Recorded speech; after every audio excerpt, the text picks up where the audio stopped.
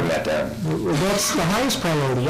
I'm talking about getting rid of the debt, actually making it assets, turning it into the kind of right credit. The kind of credit or debt we have with the debt is consumer debt and is government debt. That's not the kind of debt we need. We need debt that pays for itself. That's the right kind of credit. That's productive credit.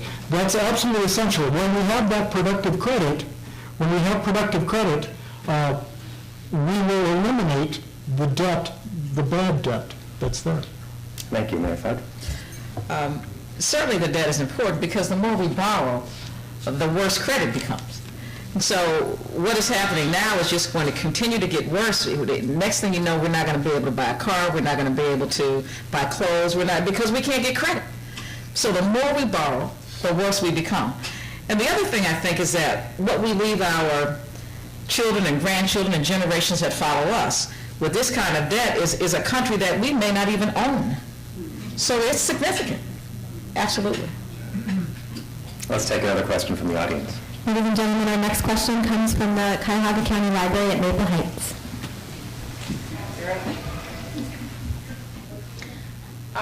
This is for Pekarek, Mr. Pekarek. What in your experience has prepared you for this position? Well, thank you very much for the question. My experience has been for my whole life. My life has been my experience. I've been the ups, the downs. I've experienced what most people have experienced that live in our community. I've been successful, I've been a failure. I've been made mistakes and I've corrected them. I've been at the bottom and I've been at the top in my own way. My businesses have involved me in finance and economics and computers for quite some time. And that experience is the experiences of all the people that are in the district. And when I go there to Washington, I'm going to take those experiences just like being a representative of all these people in the district. That's very important to me. That experience, it doesn't just mean having created laws or presiding over something. It's actually living those things. Foreclosure, I've lived that as well. And I say my experiences have taken me to the bottom, but I don't want to see anybody ever get foreclosed when they shouldn't be. Mayor Fudge, if you'd like, you have 30 seconds to respond. My preparation has as well been throughout my life, but mine has been more in executive positions and legislative positions and judicial positions from my days from law school to my time with a number of government agencies until my 9 years as mayor of the city of Warrensville Heights. I believe that those are the things that have prepared me, as well as dealing with issues that have been brought to me by not only residents and constituents, but other mayors and other governmental entities. Thank you. Let's see if we can get another question from the audience. Good afternoon. One issue or topic that has been brought out today that really hits close to home, and it's very disconcerting that it's not in a number of these conversations, is to talk about county reform government.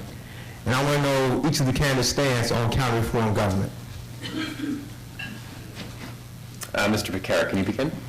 Sure. Thank you very much for the question. County reform and government, it's very important to me. Years ago, I ran for county commissioner at one point, and I ran for state representative and state senate previously. And it's always been my concern that we should have local, regional, and consolidated government to save money and to do the things we have to do. In county government, where we're going to be effective.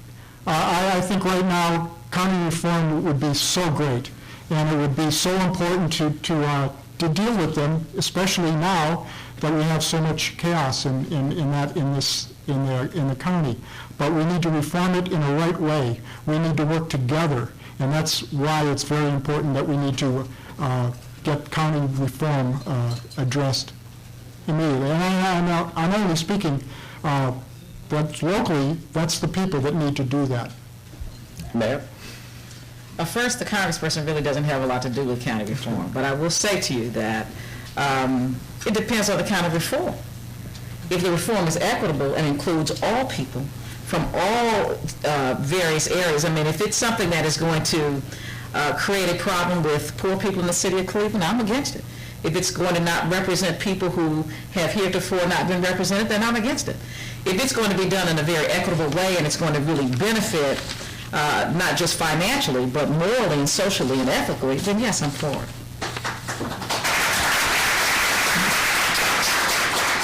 We have time for one more question from the audience. I really wanted to build on an earlier question, and that related to the young person and the older person, and some of your general comments related to supporting people within the district. How will we pay for the support that you're speaking about? That would be the question. And I think it's important to a lot of people in the middle class and those who are not. Ms. Fudge, could you please start? Yes. As it related to the young person, I just want to be sure I'm clear on your question. I wanted to be sure I was clear on your question. How would we pay for extending benefits to young people? Just like we pay for a war. They do what they want to do.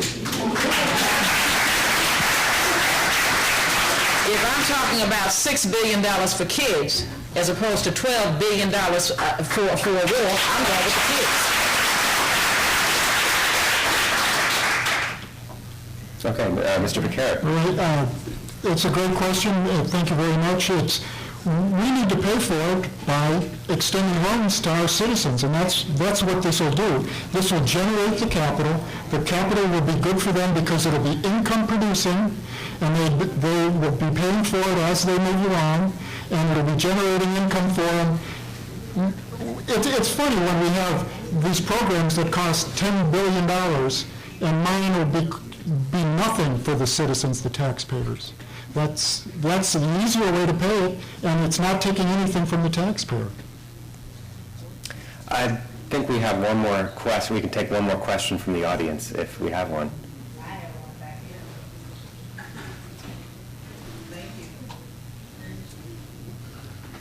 I'm going to say good afternoon to everyone, and I wanted to be quiet, but I'm going to have to say what I want to say. And that is, you can say what you want to, but there's money out here, and money is up there in Washington. It's corrupt up there. And the most important thing is this: anytime you come up with what they had for the last couple of weeks, and then turn around and go out and take care of themselves with spas and things like that. So my concern is this, and I'm working constantly with government people, is that when you get in that office, the most important thing, you can go in there yourselves on relief or holes in your shoes or whatever, but you go in there and you team up with corruption. Ma'am, can I ask you if you have a specific... Can I ask if you have a specific... No, I don't have no question. I just want to let you know that it can be done.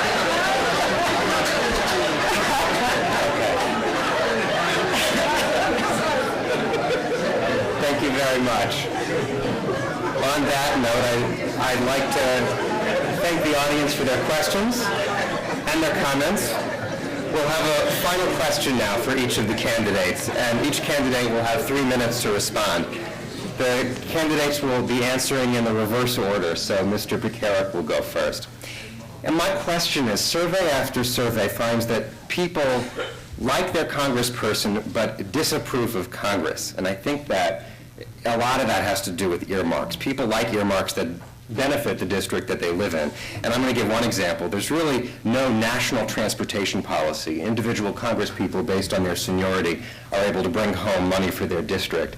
And my question to you is, what would you do to balance the desire to bring home money for your district, but also do simultaneously what's best for the country? Well, that's a very important question, and that's why I say that we got to realize where we're creating money, where we're taxing for money, where we're spending this money.